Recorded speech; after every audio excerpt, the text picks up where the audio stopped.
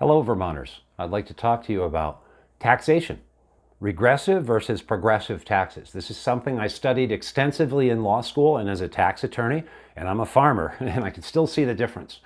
And I often use these terms, and people do, and I assume people understand them. I want to explain it a little more. The progressives in Vermont have been implementing regressive taxes. The idea of progressive taxes is tax the rich, right? The more people make, the more money people make, the more you charge them in income taxes.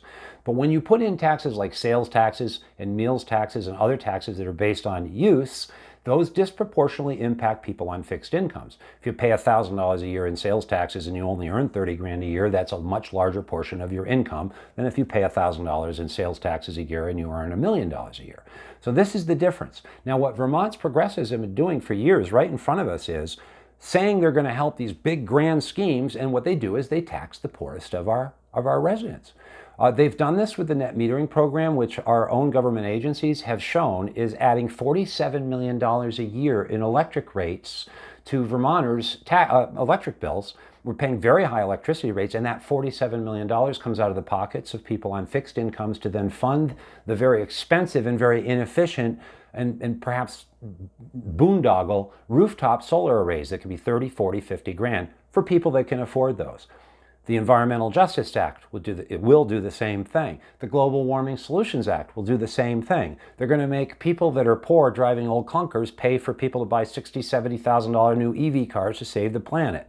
We can't afford it, and it's regressive. We can't afford putting it on the backs of the poorest of our citizens. Now, my opponent, Mark McDonald, was a sponsor for H715.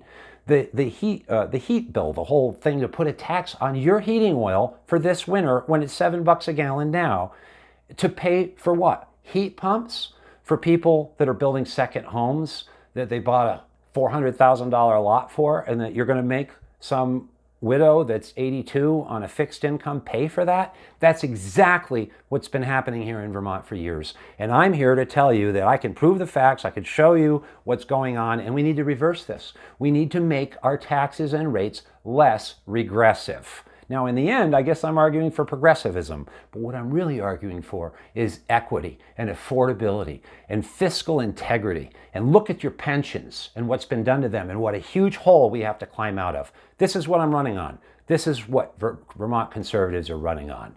Please vote for me in November. John Clar, clar2022.com.